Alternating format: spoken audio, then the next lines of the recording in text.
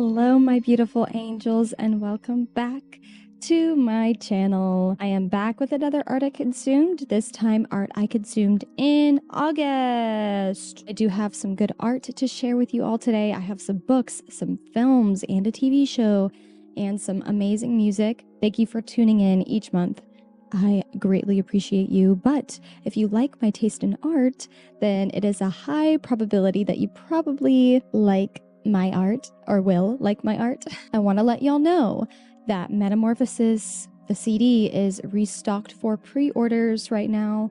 This is the last time I will ever be doing this because after this, I'm going to be moving on to new era, new stuff, new physical media, which I'm really, really excited about. But I get requests all the time to restock the CDs. So this is the last restock. If you would like the Metamorphosis CD, this is your time to shine, babe. This is your time to go grab it on my website, www.karissalove.net. It's much fun over there. We also have Karissa's Oracle. We have merch. We have other things. Check it out. Check it out. It is always linked down below. Get your Metamorphosis CD. Metamorphosis was a very special, I don't know, it's a first project, so it's inherently special, but it has helped me find my voice and get me to where I am today and prepare me for the release of next project. After a first project comes a second project and many projects henceforth. And I'm just going to go ahead and dive right into the art list for the month because I quite like it. The books are very slay this month. These are the books, the lovely books, the enthralling books that I read in the month of August. So the first book that I want to share with you guys today, I actually just finished last week. I thoroughly enjoyed this. I read this in 2 sittings. It's quite short. It's only about 130 pages, but this is Bonjour Tristesse. My French is no good, but this translates in English to Hello Sadness. This was originally French text translated to English. I loved this. I loved this so much. This was the perfect end of summer read. I've been wanting to read this for a long time, but I knew I wanted to read it in the summertime. It's so aggressively summer. It's kind of not written the same way necessarily, but the setting kind of could remind you of Call Me By Your Name, but totally different plot. Not at all the same, but the vibe, okay, the vibe. This is about 17-year-old Cecile, and she is quite bratty. She's a bit privileged, a bit spoiled. She is used to a certain lifestyle with her dad when he introduces a long-term serious girlfriend into the mix. He's had girlfriends that are not serious. He's a bachelor, as they say. And this other character, Anne, comes in the mix and tries to ground them and tries to make them a little more civilized and kind of do things in a more traditional, healthy way, because you could argue that Cecile and her father are not necessarily the most healthy, functional people, and Anne tries to come in and kind of help them. She really does have good intentions, but Cecile isn't very fond of Anne or has a lot of conflicting feelings about Anne. Lack of authority, lack of care, selfishness, self-centeredness that kind of inhabits some teenage girl experiences. And it's been a while since I've read from the perspective of a teenage girl, and this captures that so wonderfully and has such a melancholic tone. It was beautiful, it was intelligent, it was immersive, it was nostalgic, it was melancholic, it was beautiful. Highly recommend this. The tension between a woman who is trying to step into motherhood type role or type shoes and a young girl who is so resistant of it, but also a girl who desperately needs maternal care. It's so interesting how she craves it and both resists it at the same time. This was wildly interesting. Anyway, highly recommend. Okay, next book that I read, I loved this as well, but I do have a few critiques of this. This is Sulka, the retelling of the Welsh fairy tale of Lady of the Lake by Francesca Simon. No pun intended, this was a little too watered down for my liking. I know it's Lady of the Lake, haha, watered down. You're so funny, Karissa. I'm a comedian. Yeah, this was a bit watered down. I felt like this could have gotten a little bit darker and a little bit deeper. I can't say that I was not entertained. The format of this is really, really interesting. Each chapter is either extremely short, like the telling of this is through 15 different POVs and very short bursts of prose and poetry and dialogue, which is really interesting, but definitely keeps you like on the hook and flipping the pages very quickly. But I do think that this suffers a little bit from just like weak writing. But I did enjoy the storytelling. Honestly, this whole thing, The Lady of the Lake, I don't know. I haven't read the original like fairy tale, so I'm not sure how much this differs like from the original fairy tale. It is from a different world, but she's trying to fit into a human society, kind of like The Little Mermaid. I don't know how much you know about The Lady of the Lake, but it's just giving fish out of water, quite literally. Not fitting in with the crowd, having trouble understanding why people do certain social cues and social niceties. And I don't know, you could feel a bit seen in that way if you grew up feeling like a black sheep or like something other. This is leaning towards romance, but the romance is not the point of the book, but it's the vehicle for the plot. So I don't know if that makes sense. Maybe you should just read it for yourself and let me know what you think. I enjoyed it. I was entertained. Anyways, those are the books that I read in the month of August. Now we're going to dive in to the films and a TV show, the films that I consumed in the month of August. So firstly, why I chose to watch this at the moment that I did, I was like in bed recovering, and I was like, you know what I should watch right now? You know what the perfect thing to watch right now is? Possession from 1981. I had not seen this. I've seen clips of this film like all over Pinterest, Tumblr, TikTok, that infamous scene of, what is that beautiful actress's name? Hold on, let me go on Letterboxd. Give me a minute. I need to know her name. Is it like Isabel? Yes, Isabel Adjani. She's great. She's not only beautiful, but she's a fantastic actress. But that one scene, that infamous scene of her in the subway underground tunnels and having an absolute meltdown, quite literally like the meltdown of the century. And it's just like wildly relatable, like to women everywhere. I gave this 3.5 stars on Letterboxd just because I felt like it was a tad too long. I honestly just wanted to focus more on her. It's really about her and her husband and their dissolving marriage. But what's to blame isn't necessarily of this world, and she's obviously possessed by something darker, which was really interesting, and lots of discussions on theology, on God throughout this horror film, which I really enjoy religious imagery in pretty much anything, but especially with horror films, like I'm really into that. It dragged a little bit at certain points, but what really kept me hooked into this was Isabel's performance. She's a master at her craft. I say that in every art I consumed video. That's like one of my favorite phrases. She's a master. He's a master at their craft. But I'm not lying. It's a great film if you like dark, female rage, horror, demonic type films. You'll probably like this if you like old films. Okay, next film we have here, because I'm a woman of duality, because I am a woman of both yin and yang, light and dark, happiness and sorrow. I also watched Barbie as the Princess and the Pauper from 2004. Why, Karissa? Because I needed a few things, okay? At this point, I'm suffering with health issues. I'm miserable. I need a good laugh. I need a good bit of nostalgia. I need some singy songs that are really beautiful. I need to just be in 2004 again. I need to transport myself back to 2004. So like that's what I needed in that moment. I needed comfort. So of course I turned to my favorite Barbie movie. This is my favorite one. Either this one or Rapunzel. This film is a masterpiece. I'll say it with my whole chest. If you've never seen this, be prepared for the worst animation you will ever see in your entire life. It's terrible. What carries this film is the plot and the songs and the hilarious villain. That's why I love this one, because this one actually makes me belly laugh. Like it makes me genuinely cackle and laugh because of the villain in this. What's his name? He's a sassy gay man with a powdered wig. Preminger. His song slaps. he makes me, he was making me hoot and holler. It just reminds me of childhood. It's so good. The soundtrack is so good.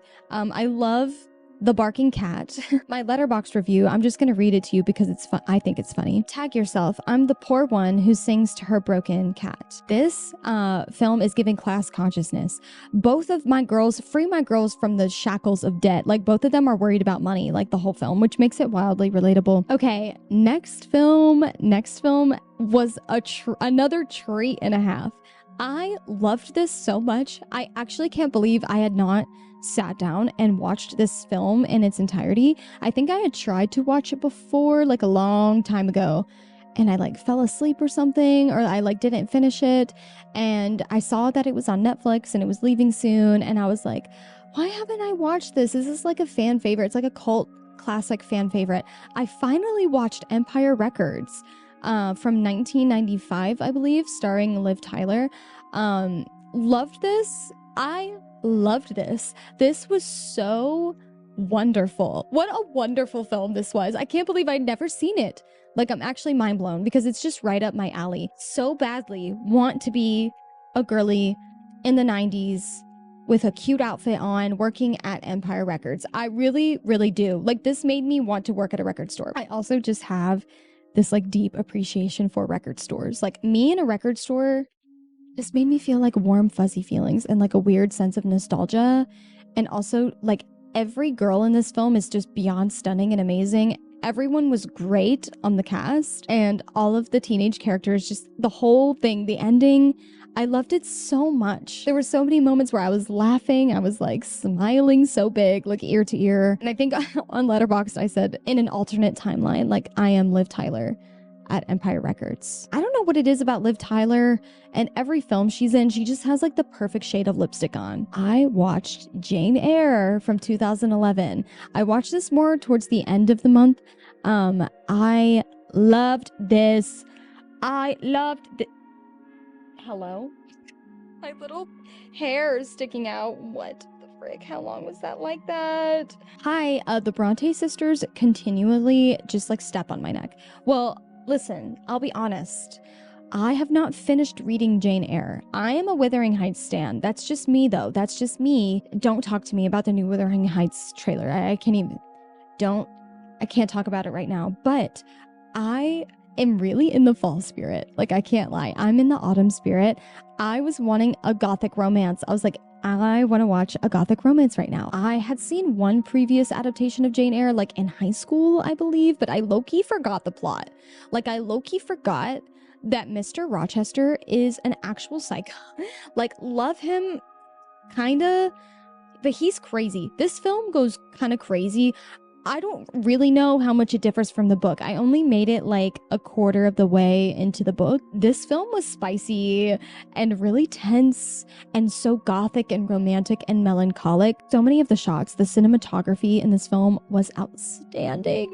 It put me in the fall spirit.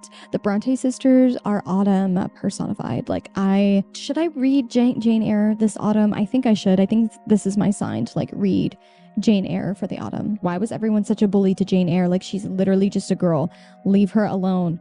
Including you, Mr. Rochester. Listen, I don't know. I need to read the book before I give coherent thoughts on Mr. Rochester. It was hard to dislike him because of how attractive the actor is.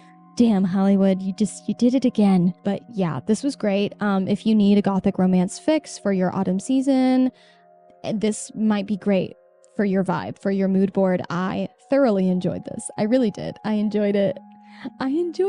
Maybe the Puritans like hate this film. I don't know. Mr. Rochester, you crazy man. Locking your wife in the basement and shit. You're crazy. Next, I need to talk about Yellowjackets, okay? Okay. Listen, I didn't watch season 3. I know there's 3 seasons out. I understand this. Like, I know this. But I have Netflix. I don't have the other thing that it's on. Netflix only has the 2 seasons. So I watched the 2 seasons. I might have an unpopular opinion here, so bear with me. If you are like a Yellowjackets stan, you know, I apologize in advance. Maybe I'm a bit spoiled because I just watched Twin Peaks for the first time, which was like an outstanding piece of art. And this gets a lot of comparison to Twin Peaks. And I get why, but it is definitely its own thing. Like Twin Peaks is so unique. It's like not like it, but it is. Like in the characters, I can kind of see the similarities, like the dark undertone. I actually wish this went darker. I have a few complaints about Yellowjackets. I will say season 1 was phenomenal. I really enjoyed season 1. Season 2, maybe the first few episodes were really good, and then somewhere along the way, it lost me. Like, I don't feel interested in even watching season 3, which is a real bummer because I think the premise of this is so fascinating, and I really wish they stuck with that like dark, eerie undertone of season 1. Season 2 it felt like it lost that. And I wasn't a big fan of the adult storyline. Like there were certain storylines like I just didn't care for, and like it kept switching to like storylines I didn't care about. And I was like, oh my God, can we please just go back to like what I was just watching? So it was a little bit frustrating to watch. A lot of the characters really frustrated me. I didn't feel connected to them. If I had to pick a favorite, it would probably be Jackie or Nat. The teen versions of Nat, the teen version of Nat specifically, I didn't really care for any of the adult characters. Somewhere along the line in season 2, it felt like very cheesy all of a sudden. Like it lost the grit and like it lost this like seriousness. Like it just kind of felt unserious at a certain point, which is like a kind of a wild thing to do when you're writing and creating a show about cannibalism, like which is such a dark subject. Like you would think it wouldn't feel so corny at times, but like it felt corny. I don't know. There were certain parts of season 2 I really did not care for. I'll watch season 3 once it hits Netflix. I really enjoyed season 1 is basically my overall thoughts. I don't think this is anywhere near as good as Twin Peaks, so I don't know why that's getting so much comparison. I mean, I know why, but Twin Peaks is far superior. This was great. Had a lot of potential. I really wanted to love this. You know what I did love, though, is the soundtrack. The soundtrack literally was so good. Caleb and I watched this together, and every time a song started playing, Caleb was like, did they just like hijack your playlist? I was like, they might have, because every song is like one of my favorite songs. They had PJ Harvey, they had Florence and the Machine on there. They had Radiohead. They had so many great artists on the soundtrack. The witchy undertones, the supernatural undertones were fascinating, but it was just hard to root for any of the characters because I kind of didn't like any of them. Okay, anyway, those are all the films and TV that I watched in the month of August. And now moving on to my favorite bit of art I consumed, the music. What music did I consume in the month of August? So many good things to recommend this month. Discovered a few hidden gems, I would like to say. First, I want to talk about Faces in the Rocks by Marie Sue. That might be wrong. I'm sorry, Marie, if that is not right. This is fantastic. This is Native American folk music. Love. The writing on this is superb. The songwriting here really transports you. The instrumentation is gorgeous. This is such a gorgeous EP or album. It might be an EP. I recommend just like putting this on and listening to it as a whole. It's just so gorgeous. It's so connected to some kind of spiritual force. I think Native American songwriting and folk, that it feels that way. It feels very spiritually charged in such a beautiful, immersive, just like dripping in love kind of way. I loved it so much. My favorite song on here is Buried in Teeth. Is it a flute? God, I'm gonna sound like an idiot. There's a specific instrument, a wood flute maybe? I'm not sure, but it's used throughout this EP, and every time it comes on, it's one of my favorite instruments. It just gives me full body chills. I love this. If you love folk music, literally at all, definitely check out Marie Sue, specifically Faces in the Rocks. And next, of course, I have to talk about it. I have to talk about Ethel Cain. I'm sorry, officer, don't arrest me, okay? I have to talk about it. We're talking about the art right now. Okay, not the artist, we're talking about the art. We're talking about Willoughby Tucker, I'll Always Love You by Ethel Cain, which was not even close to disappointing. This blew me out of the water. Do I think it's as good as Preacher's Daughter? No. I think it's a little hard to top that. That is just like an iconic, so incredibly well done album, but this is a beautiful beautiful prequel to that album. This serves as a prequel to the Preacher's Daughter storyline. This follows Ethel and her first love, Willoughby Tucker, struggles that Ethel has in love, and of course it's incredibly depressing. Can we expect anything else from Ethel Cain? The standout track, two standout tracks for me on this record. Nettles, one of the most incredibly written songs. That came out as a single a while ago, but it still holds, I think, the top spot of my favorite songs on this record. It's so heartbreakingly beautiful. Also, I love Tempest so much. I actually, because I had such a difficult month with my health, my mom and Caleb kind of came together and surprised me with an Ethel Cain ticket this month. So I got to see her live, really, really close, shockingly enough, at the Shrine. And I love her performance style. It's so like, you are just there to absorb the art. You are not really there to participate. You're there to observe. And I love it so much. It's stunning. Tempest is Tempest is really good. That also might be one of my favorite songs. I love her creativity and I love her storytelling and her production. It's like anguish. Like Ethel Cain's music, this album is like a beautiful anguish. Like she is anguish. You know what I mean? It's not rage. It's not melancholy. It's anguish. I'm such a fan of this record. Highly recommend checking it out. You probably already have, because I talk about Ethel Cain quite a bit. But next album I want to talk about was a fun little discovery through this like depression playlist that I was listening to. I found like a song on a depression playlist and I was like, wow, I really like this song. Like, let me check out the whole album. I'm talking about Emily Jane White, and I'm talking about her album Imminent Fire. I love this. This is such a mood. I love the way her beautifully written words. She's very poetic.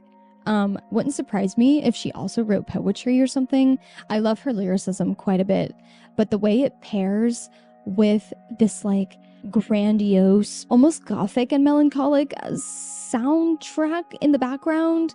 I wouldn't say this is folk music. It's like singer-songwriter, but it's gorgeous. It makes me feel like a weeping princess with my hair flowing out of the tower and me like yearning for something. This is like yearning. It's giving yearning. Okay, next thing I have to talk about is the most exciting thing to happen all freaking year. My favorite artist of all time, literally everyone's got it twisted. Well, I say this a lot. It's either Kate Bush or Florence Welch, but Florence and the Machine. We are back. We are so back. When we needed her the most, when we were the thirstiest, Florence delivers, okay? She announced her new album. And it's going to come out on Halloween. Does anyone understand how big of a deal this is? She is my witchy mother. And she's releasing a Halloween album. And the lead single, Everybody Scream, a banger and a half. It's a banger and a half. It's so good. It makes me so excited for this album. I'm so excited.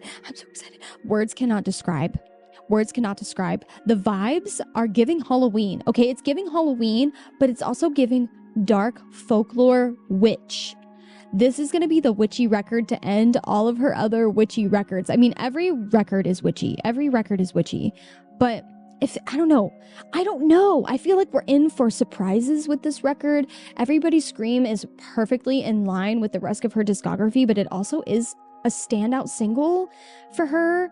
It's aggressive, it's cathartic, it's filled with rage, and it's fun, and it's danceable. It's so quintessentially Florence and the Machine. I love it so much. I feel like she's gonna shock us with this record. I don't know why. I feel like we're in for a very witchy surprise. I am thrilled, beyond excited.